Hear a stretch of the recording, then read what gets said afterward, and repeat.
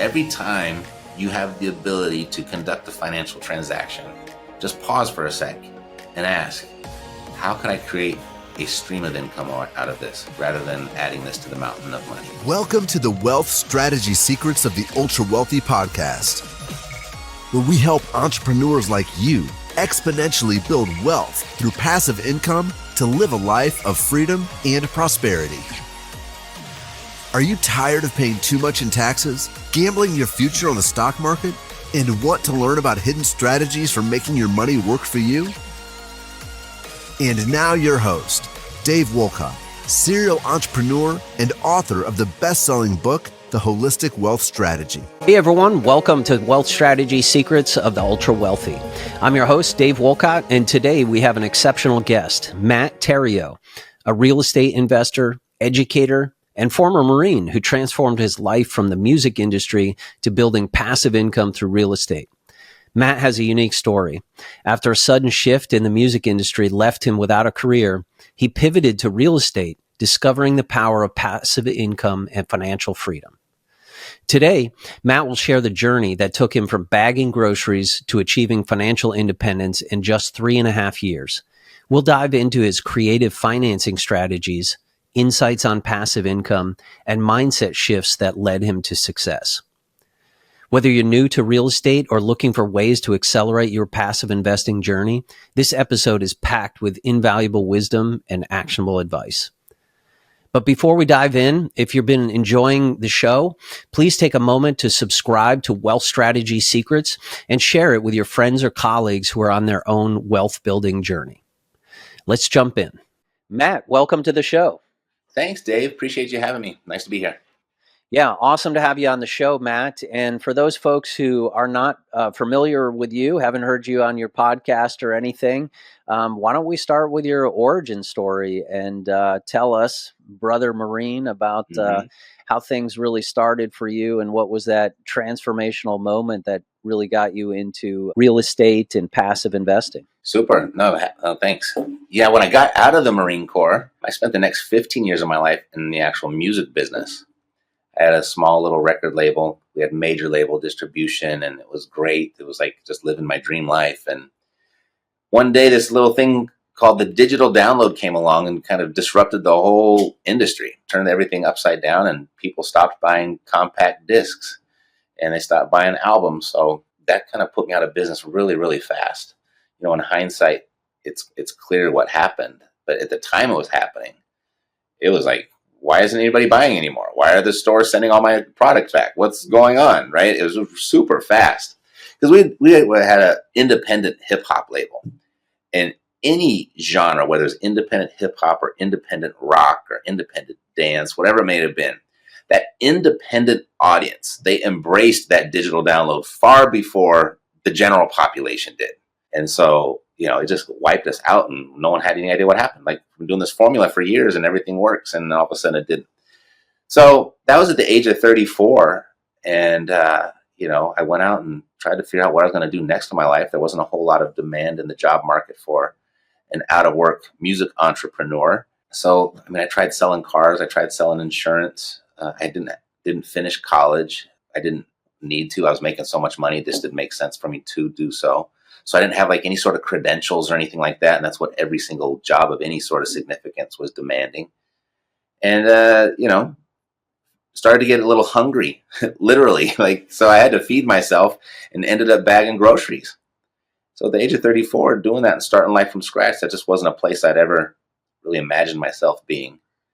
I was there for about 6 months. And I was like, wait a minute, I guess I better do something. No one is coming to rescue me. No one is coming to save me. And I just never had to make those types of decisions before, because everything with music, it just happened so naturally. And there was the one kind of the turning point was the grocery store manager, who was the same age as me. He was 34, and he'd been there pushing shopping carts since he was 16. And he was only 2 years away from basically retiring. So he would have had 20 years in, and he was going to be able to pull 70% of his salary for the rest of his life as his pension. And he said, Matt, we got kind of close because we're the same age and a lot of common interests. And he said, let me show you what I'm doing. Like, I'm out of here in 2 years. But look what I've done along the way. I've purchased a few of these apartment buildings, and the passive income from these apartment buildings is actually going to pay me more than what my salary is going to be paying me. So I'm going to have a dual income here in 2 years. And, that was exciting at one point, and it was just like depressing at another because I was starting from scratch there. But he shared this little book with me. I doubt you've never heard of it, called Rich Dad, Poor Dad. Have you heard of this little book? Purple pill. Yeah, right? Yeah. And it's certainly, and what that did for me is it did two things. One, it redefined wealth for me. Because having come from the entertainment industry, wealth was having a lot of money in the bank. And that's what it was. And then when Kiyosaki kind of redefined it as, no, you just need more income coming each month, greater than your monthly expenses. But that income is not to be dependent on your actual direct involvement. And so that was one thing, changing my definition of wealth. And the second part was being taught this idea of passive income. It was, I speak English. I can take the word passive. I can take the word income. I can put them together and kind of figure out what it means. But to actually be taught it as an intentional pursuit, that was a big, giant shift also. And, so I did what I thought what the logical thing was to do, is I went and became a real estate agent. And it took about 3 or 4 years to figure out, hey, this wasn't what that grocery store manager was talking about. And so I made a huge investment in my education at the time. This was in 2005 or 6. And it was $22,000. And at the time, that was just a ridiculous number.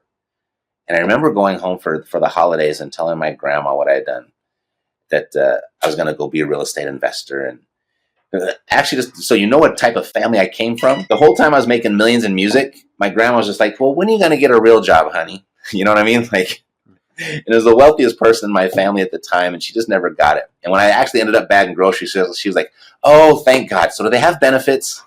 So that's the mindset of my family. Yeah. So when I said I was going to be this real estate investor and how much I had just paid, she was like, oh, okay, well, do you get a degree for that? Do you get a certificate of any sort? And I said, no. She says, well, do they have a good job placement program? And I was like, no, that's not what this is. It's like, it's independent education. I need to teach myself how to go do this. And so that's what I did, and kind of basically taken the principles of what I just learned from, Kiyosaki's book, and then leveraging the mentors and the resources I had gotten in this educational program. I was able to escape the rat race in 3.5 years, where I got my passive income to exceed my monthly expenses. And I remember waking up and kind of having experienced at that point in my life, both of those definitions of wealth. And, this second time around, I certainly wasn't rich, but I didn't have to work. And so that was a new experience, because even when I had a bunch of money in the bank, I still had to keep pressing out new releases on the record label. So I had to work still, even though I had a bunch of money, I had to work. But now, having experienced both, I really liked the freedom side better, right? I couldn't travel whenever I wanted to. I didn't get to choose and buy whatever car I wanted to do. And I still had to watch how many times I went out to eat, and eat out and everything. But I liked it better. It was a much nicer experience. And I just think about, gosh, if that total, this digital download thing didn't come along, would I have ever learned this? I don't know if I would have ever crossed paths with someone like that grocery store manager. And I would have never had this conversation of like, what do average people do? What do normal everyday Joes do? How do they become wealthy? If you're not gifted with athletics, and you're not gifted with, some extreme talent, and you don't have this brilliant business idea, and you're one of the few that actually succeed at it, like, how does the average person do it? And I don't know if I would have ever crossed paths with that. And so, naturally, your friends and your family and your associates are all kind of like, well, you were just bagging groceries a couple years ago. How are you now playing golf on a Tuesday when I have to go to work? And that was kind of like the next evolution. Like, oh, well, there's a demand for this. And obviously, because I don't know if I would have ever discovered it. And I just think about high school. Like, what if they just swapped out Catcher in the Rye for Rich Dad, Poor Dad? How much of an impact would that have had on the future of your financial future specifically, but just your overall life? And I don't I mean, as great of a book as it is, and it's a classic, we could have read it later on down the road. You know what I mean? Yeah. Yeah. So Well, that's kind of where I am today. So I've got this real estate company where I'm still actively investing in real estate. I've got my wife does our turnkey operation. So she does investing on behalf of busy professionals.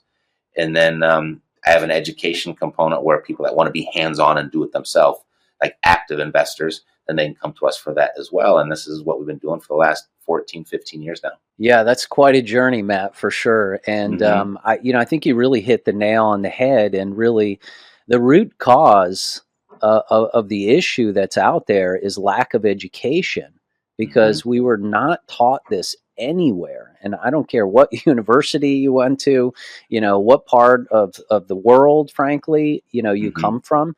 But we're really not taught this, and I think Robert made such a massive contribution, because it was really all about, financial education and helping people understand things. And that was a pivotal moment for me as well, understanding cash flow quadrant. When I got out of the Marine Corps, I didn't know, all I knew, I wanted to invest for my future because that made Mm-hmm. sense. But all we're taught is to just stocks, bonds, mutual funds is the only Yep. way to really invest. And if you've ever played the game, the cash flow game, it's such a cool game. And we used to play it with our kids. And, you are living proof of how important and how spot on that game is, right? Where you can actually, the role, if you've never played it, is to go around this board game and you can do single family deals, condos, all kinds of different deals. But what's really cool is you can draw the card that says, you're a grocery manager, or you're a Mm-hmm. lawyer, or a pilot.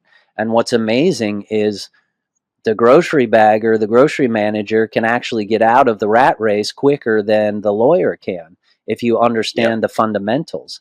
And so my kids really got that lesson early on. And it was an amazing lesson for them. And I think it's so cool to see all these people now, after his work came out in 1999, right? Over 20 years later, where are all these people, right? We've Mm-hmm. taken these journeys, and it's really cool to see the progress, right, that we've all made. Yep. Yeah. Yeah. It's just a new way of looking at life, and it's kind of sad. I just met this lady over the weekend, and she teaches a course on money management, and I'm just like, oh, you got to find a different name for it. Money management just sounds terrible, right? And what makes me say that is you just said financial education. Oh my God, it just sounds terrible, right? No one wants to be financially educated. Like you just think, okay, I'm going to teach me how to balance a checkbook. Is that what you're going to teach me how to do? And just thank God for Robert of coming in and kind of sharing that with the world in such a unique way, where it had such a huge impact that, would it have ever had that impact if he didn't do what he did? Yeah. The struggle that I had, right, was I was bought into the concepts and making the paradigm shift. However, there was no blueprint, right? There was no blueprint to say, this Mm-hmm. is how I need to get there. Okay, we can invest in single family homes. And boy, did I try. I tried really hard. I had young kids at the time, and we were driving around looking at properties at night, trying to crunch the numbers. But you're competing against people who are doing that completely full time. Mm-hmm. So, that's really, the genesis of my book is my 20 years of really going through this journey, and then trying to create a systemized way for people to really take action, and have a framework that they can make progress themselves. But why don't you Mm-hmm. share with Mm-hmm. us, I mean, how were you able to achieve financial independence in only 3.5 years?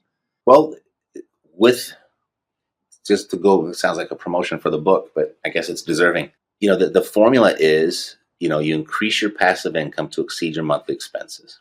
And you can pursue that from both ends of the candle.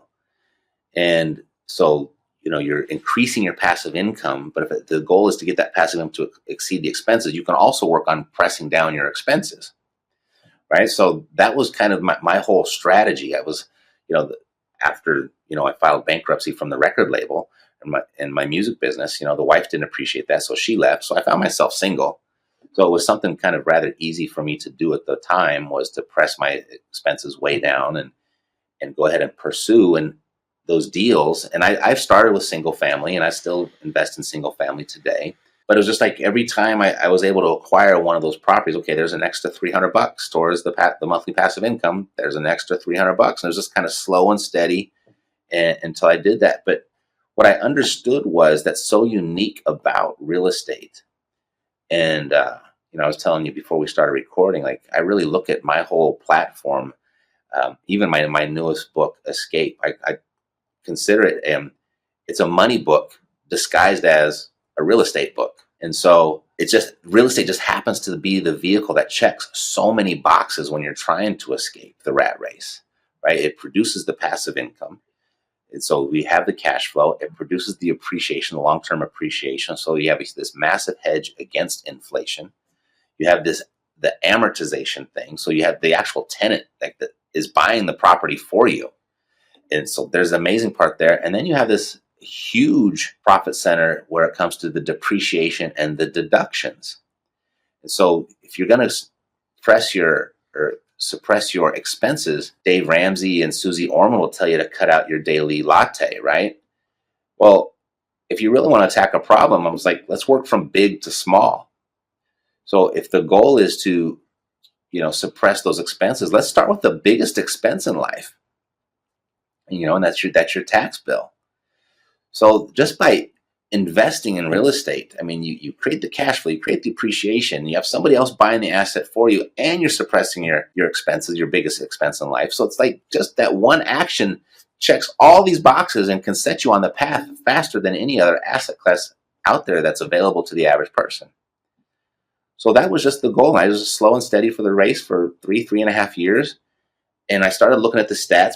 This was like when I considered actually teaching what I had just done. And I compared the traditional plan that you kind of mentioned, the stocks, bonds, mutual funds, live below your means, blah, blah, blah, blah. Save, save, save, work, work, work, sacrifice, sacrifice, sacrifice. That's a 40-year plan. It's a 40-year plan for most people, if it even works. And we just live in a society now where most people just don't make enough to save enough for compound interest to work its magic. And then by the time it does work its magic, the best years, most active years of your life are now behind you. And what the huge epiphany was for me was that in 3.5 years, I accomplished what 99% of the population fails to do by following the traditional plan. And I was like, wow, the goal being to create passive income so it can support you. But the method on how you achieve that is what's so backwards. The whole traditional plan is to build this giant mountain of money. So at some point, that mountain of money will spit off a residual monthly income, right? But the monthly income is the goal. So just forget the mountain and pursue that stream of cash first. And then once you have that going, it's such a faster path. So I always say, the way I draw it out for my students, it's a 40-year plan versus a 4-year plan. And both of them, but I do emphasize that both are very, very hard work. Neither one of them are easy. But you just get to choose how long do you want to work hard. Do you want the 40-year plan or do you want the 4-year plan? And gosh, I mean, it's this little epiphany. I just kind of change the equation and change what you pursue first. So I forget your original question because I go off on tangents. But yeah, no, I couldn't agree with you. That's how I did it. Yeah, I couldn't agree with you more there, Matt. And it's such a fallacy, right, to go on that accumulation theory, right? Because I started asking questions, does this really make sense, right? So you, like you say, you work all your life, you keep saving, trying to reach some kind of number. But then the model is then that you take 4% away from your nest egg at 65, and then you hope you don't outlive your money, right? Yes. And oh, by the way, what they never really talk to you about taxes, fees, and inflation during that process. So that's a tricky position to be in. I mean, if you're 85 years old and you run out of money, right, or you're running short, this is going to be extremely challenging. So in this model, when you actually have enough passive income that's exceeding your expenses, your asset base is going to continue to grow even when you're 65, which means your income is going to continue to grow as well. So Matt, yeah, I totally agree with you. The accumulation theory is just so wrong, and really education is at the source. So how have you been helping clients? I know you have extensive coaching program and everything. Mm-hmm. So how are you helping people? Teach them about passive income and some of these alternative strategies. Yeah, I mean, obviously we have the nuts and bolts and the strategies and the techniques and everything, but you know, the epiphany that I went through, like it's the mindset that's so important. We'll go ahead and one of the demos that we do is I always keep a stack of 30 grand around, and so because I want to always be able to do this demonstration, and I'll show them like the difference between flipping a house and holding a house. So if you were to flip the house, you can have this 30 grand, right? Or you could hold this house and you could receive this $300 a month of passive income. Like, which one would you actually choose, right? Because you can read the book, Rich Dad, Poor Dad. You can talk about it and believe everything that we're saying. But until you're actually faced, with that decision on a frequent basis, which one do you choose? Most people are going to take the 30 grand because that's going to move the needle in people's lives. That can have an impact. It can do something, right? $300 a month, maybe it's an extra night out with the missus, right? For dinner once a month. Hey, it's Dave Wolcott here. Let me ask you something. Are you tired of the same old financial advice that leaves you spinning your wheels? If you're ready to discover the real secrets the ultra wealthy use to build unstoppable wealth, then I've got something just for you. My new book, The Holistic Wealth Strategy, is your ticket to learning the proven strategies that the top 1% don't want you to know. This book isn't just about money. It's about building a life of purpose, freedom, and lasting impact. And I want to give you a free copy. Visit holisticwealthstrategy.com and get yours today. It's time to level up your financial game and create the future you deserve.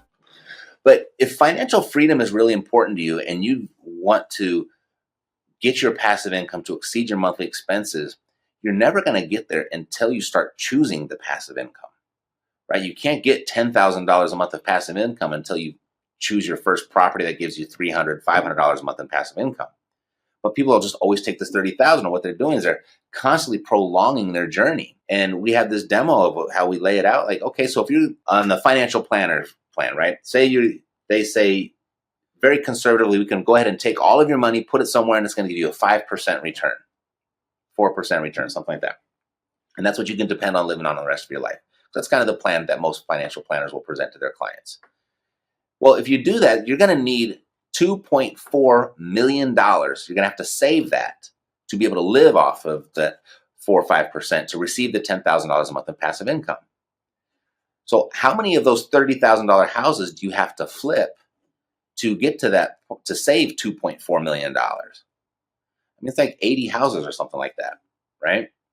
But then flipping houses like that is a full-time job. So you have to live on something. So let's say you're going to live off of $15K a month, and then you're going to invest the $15K. Well, now you're at 160 houses, right? And you do that once a month. I mean, you're like a 10-year program. I don't have the exact numbers, but you're getting the point. But if you chose that $300 a month property and just held one of those once a month, which can be a part-time business, then now you're looking at, 4 or 5 years. So like you can actually see, oh my gosh, if financial freedom is really important to you, choosing that $300 a month is going to get you there so much faster than taking that $30,000 a month of actual active income. And so it's drilling that into people's heads, and not, sometimes you're going to need to take the cash, and that's okay. You just need to understand the consequences of making those choices. Because sometimes I need the cash. I got to make payroll. I got to redo my marketing budget. I got my own food and everything to buy. So sometimes I do have to take the cash. But every time you are at a crossroads or at a decision point when you're about to receive money, and whether it's real estate or anything else, once there's going to be a financial transaction that's going to happen, you really have to get in the mindset of, okay, is there any way that I can create a stream of income from this transaction? That's just got to be the first, always the intent. And most of the time it might be no. Okay, fine, take the money and move on to the next transaction. But that's the real deal. If financial freedom is really important to you, choosing those small little increments of passive income is going to get you there significantly faster than taking the big giant cash days. And real estate just happens to be the vehicle that makes that available to the average person more easily and frequently than really anything else. So that's when I say that, real estate, it's a money conversation disguised as an asset class. Yeah. No, I think that's really a valid point there. And you're right. I mean, I think they do an investment and it's, a couple $100 here, there. So it's like, yeah, the cash flow doesn't really move the needle. But I would also say it's just the learning lesson from that, Mm-hmm. right? And then starting to build that base. And building wealth takes patience, right? And it takes discipline to kind of build out that system. But Mm-hmm. like you say, once you get that first one going, it kind of gives you that momentum, right? And then before you know it, you've got two more, and now it's $1,000 a month, right? Yep. And then it's a couple thousand, right? And then you kind of systematically start to work that, and all of a sudden it's like, wow, my mortgage is actually paid for right now, Mm-hmm. and my asset base is growing, right? And that starts Yep. to get pretty exciting. And I think one of the biggest misnomers out there that people just aren't realizing as well is if you're following the traditional model for that accumulation theory and you're exposed a lot to, stocks, bonds, mutual funds, it's the taxes, fees, and inflation that's really going to get you. Mm-hmm. So you're going to take that nest egg at whatever, 65, 67, and start to look at what that number is. And you're going to be really surprised by how much Mm-hmm. lower the actual number is. Yep. So not only are you taking the 300, right, with real estate, but you're offsetting that with depreciation and the tax benefits. So it's actually a lot more, right, in Mm-hmm. reality. And the appreciation, just to keep on building on what you're saying, and the appreciation that outpaces inflation, right? So you're hedged against inflation, you're hedged against the taxes, the asset is buying itself, the debt that you've taken on, inflation is eating that up too. Inflation is an equal opportunity money destroyer. So not only is it destroying your cash, it's also destroying the cash that you borrowed. So the longer you hold Yes. on to that debt, the easier that debt becomes to manage, right? So the real strategy, if you want to put yourself on the right side of the financial system, because you've heard the expression, maybe don't fight the Fed, right? Because the system always wins. So if the system always wins and you want to put yourself on the right side of the system, the formula is to borrow a depreciating asset to purchase an appreciating asset. Because that's how the government runs. All governments. That's the society we live in. That's the global economic system. Everyone has an inflationary currency. And what they do is they borrow against their own stuff to go buy other stuff that appreciates. And they let inflation erode away their debt. We're never going to buy our way out of this and pay back this debt. That's not the plan. The plan is to inflate it away. So if that's the plan, and that's what the powers that be are doing, for you to go and choose a high moral ground because Dave Ramsey said it's the wrong thing to take on debt, and you're like, yes, that's the right thing to do because I'm not going to do what these evil countries do. Well, you're fighting the Fed. You're swimming upstream. You can play that same game by just getting bank loans, buying real estate, and then just make sure it cash flows. And all of a sudden now you are doing the same thing that the government is doing. And the government ain't going to lose. And if you play their same game, you're not going to lose either. Yeah. Yeah. It's such an important point. I think a lot of people don't realize when they're calculating ROI on a real estate investment or other hard asset, they're not really looking at the devaluation of the dollar, right? Mm-hmm. So if the bank is giving you that money now and you're paying it down in future years, right, it's going to be worth less over time. Yep. Right. So it's just one more, quiver, right? And one more arrow in the quiver, right? That's going to support that thesis, right? So, but Matt, how have you been like in this market, right? It's been pretty challenging. We're involved mostly in, multifamily projects and other type assets, but on the single family side and everything, how have you been managing, rentals with higher interest rates and I know it's very unique, right, based on different geographies and everything. But Hmm. are you still seeing good opportunities? How are the trends in the single family market? Yeah, advantage. I mean, there's pros and cons to every asset class and in every asset inside of real estate. I mean, the thing I love about multifamily is how you can force appreciation on it and have an exponential return on the overall value of the property. You can't do that the with single family houses. But there's other things you can do with single family that are really difficult in multifamily. And one of those things is being able to market directly to distressed sellers. So to be marketing and buying property offline, basically. And when you can negotiate directly with the seller, interest rates don't really matter all that much. I mean, if you're going to go to a bank and take a traditional loan, of course, that has an impact. But the game that we play, being able to buy directly from sellers and arrange seller financing or taking over loans that already exist at a lower interest rate. That's how we've been able to navigate this. But that's how I've always bought property. So, the market shifts and it doesn't really impact the way that I go about buying houses. Now, if you go to my wife's side of the job, where she does the turnkey operation. So she'll go out and she'll find the houses, she'll fix them up, she'll put a tenant in place, she'll coordinate the property management and hand it over to her clients as a cash producing asset. But they're paying retail. They're for all of the work that she's done. They're going to have to go and get a traditional loan. So her business has been impacted a little bit because it's hard for those properties to cash flow when the interest rate doubles, right? So there's that there as well. But it's coming down, and it's now, because it's come down, that type of property that cash flows, the single family side, the prices have come down a little bit. So she's getting the returns back again, and her business is picking up again, and people are getting it. Yeah. Matt, we have a lot of investors who, truly understand that time is their greatest asset. So, getting involved in active real estate sometimes can be challenging, right? Hmm. Versus passive real estate.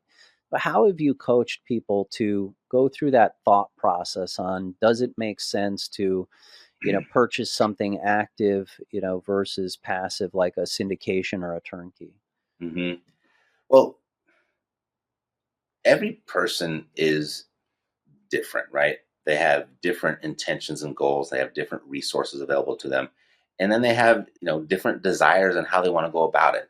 So that's kind of why we have two heads of our business here, is because some people don't want to invest in real estate and get on the active side. They just want someone to do it for them, and much of my wife's clientele are doctors and they're lawyers. They're highly paid salespeople in pharmaceutical sales and stuff like that have the cash. They're getting creamed on taxes, so they know they got to do something with it, right? But they don't have time or desire to go out and do what I do and sit at a kitchen table and buy a house from somebody. So we have that, and then, but even on the active side, like to be able to purchase properties in the creative ways that I do without involving a bank at all, it doesn't have to be a full-time job. I mean, if we go back to my little demonstration or explanation, I should say, of the difference between $30,000 of cash and $300 of cash flow, and how much quicker of a route that is to your financial freedom by choosing that $300 a month, you could do one or two deals like that a year, part-time. So it doesn't have to be this full-time job thing. And if you do that once or twice a year, I mean, you just reduced your whole 40-year plan down to 10. You know what I mean? You're going to have a significant impact. Real estate is just the final frontier where the average person has a legitimate shot at creating real wealth. And I'm going to say all people. Of course, people will be able to find exceptions, but people just don't have a chance at any sort of financial freedom these days unless they incorporate real estate in some shape, form, or fashion into that plan. Yeah. And I'm of the opinion that you want to control as much of that real estate as you possibly can, because there's so many different profit centers. Now, I know syndications are structured in different ways, but there's a lot of them out there that are structured in a way that, it's kind of the same as buying into a mutual fund, right? It's kind of the same as buying a stock, but there are syndications out there that allow you to share in the depreciation and allow you to share in the cash flow and the appreciation and all that. So you have to be really selective on how you do that. One thing I don't like about where I would say what I like, I'm not going to say don't like. The one reason I would prefer actually buying the asset myself is that you get the benefits of leverage, right?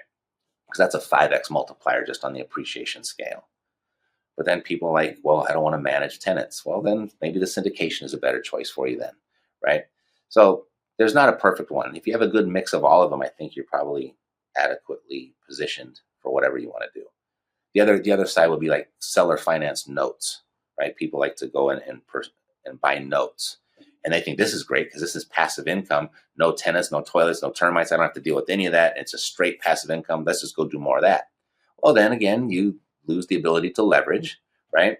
The second thing you lose is it's a not depreciating, but it's an asset class that gets smaller and smaller and smaller because the more payments you receive, it's becoming less and less valuable because they don't owe you as much.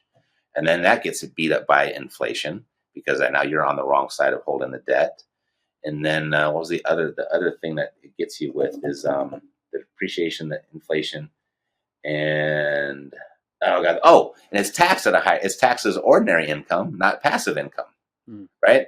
So every single strategy has its pros and cons, and so I think a good portfolio that's diversified and a little bit of everything, I think, is probably the best bet for most people.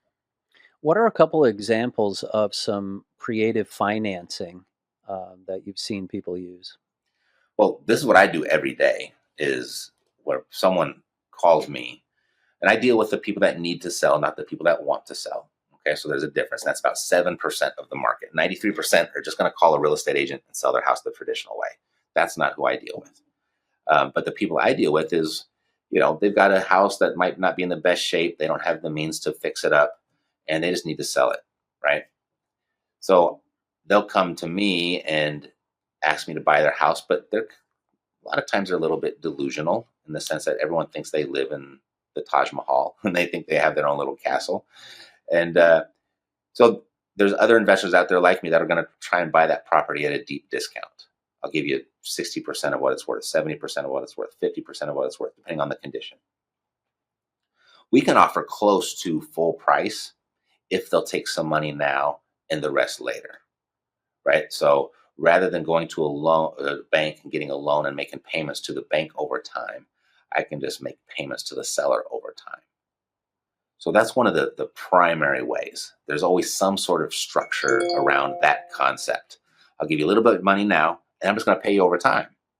And there's a lot of benefits for a seller as well. Like they don't have the big tax hit. They can distribute those taxes out over time because they're not getting this big chunk of cash. Depending on what they need the money for, if they're going to take that money and go put it into a money market account, what are they going to get, 3 or 4%, right? But from us, well, why don't I just pay you 6%? And it's actually secured by a tangible asset. And that makes a lot of sense for a lot of people. And so that's one of the ways. Seller financing is a huge one. The next big one would be called purchasing property subject to the existing financing. And that's really nice because I think it's 80% of all the mortgages out there right now are less than 5%. So I can offer someone a little bit more for their property if they allow me just to go ahead and continue making payments on their mortgage, because it costs me, the monthly payment could be 20, 30, 40% more if I went and got a new mortgage. But why don't let's cut the middleman out. The bank's going to make all the money. Why don't we keep that profit between us and we'll kind of split that. So I can give you a little bit more, but I'll get a little bit of a discount by not having to go get a new loan. So those are the two primary things. And then maybe a combination of those two things sometimes. Yeah. Nice.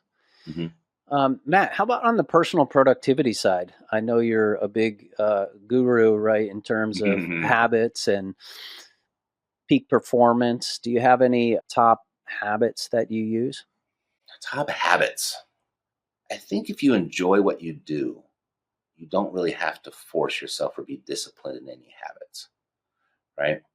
I know that was how it was for me with the music industry. I just went in the studio and made music every day, and I was just blessed that people liked it enough where they paid money for it. Doing what I do now, I'm so jazzed about the concept of passive income and getting that, constantly increasing that passive income and creating this gap between that and my monthly expenses. That's exciting and exhilarating to me. Yeah. So I think, I don't want to say something so cliche as pursue your passions and you don't have to worry about your habits, because there needs to be financial viability to what you do as your passion for that to work, for that plan to work. But peak performance, yeah. I just spent the weekend with a guy that's a doctor of helping people get a bunch of sleep. It seems like if you get 7 to 8 hours of sleep, that cures a lot what ails people these days in regard to their performance. Yeah. Yeah. Very huge for sure.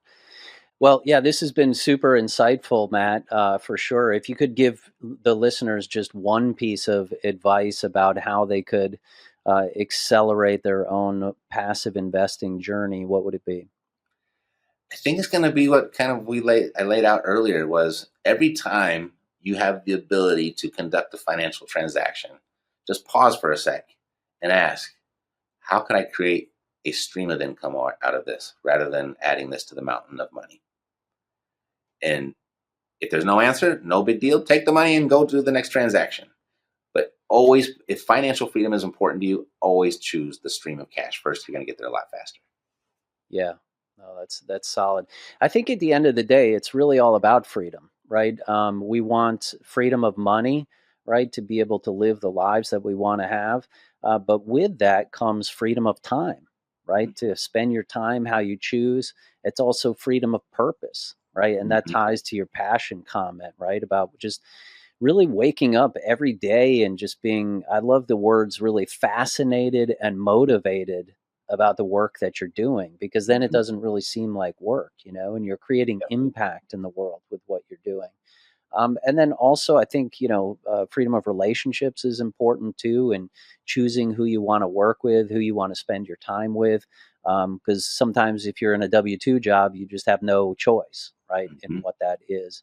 So, freedom, I think for a lot of, entrepreneurial driven people and passive income, right, it's all about creating that freedom in your life to really live your best life. So, So thanks for coming in today and sharing all your wisdom, Matt. I know it was really insightful, and so many of our listeners have some active real estate, are thinking about buying some additional real estate. And one play that I'll throw in, which I think is a really nice chess move too, is even if you don't necessarily want to build a portfolio of 30 to 50, single family homes, one strategy that could be really cool is, like you were saying, maybe just purchase, say, 2 or 3 homes in a year. And then, potentially you could have your spouse manage those homes and then qualify as a real estate professional, right? Which could be really huge tax breaks in addition. Yeah, so you could virtually wipe out your entire tax liability by doing that for just a few years. Exactly. Yep. Exactly. Well, thanks again, Matt. Really appreciate it. You bet, Dave. Thank you. Semper Fi. Semper Fi, brother. Thanks for listening to this episode of Wealth Strategy Secrets. If you'd like to get a free copy of the book, go to holisticwealthstrategy.com.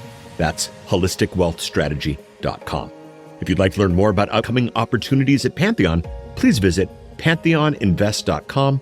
That's pantheoninvest.com.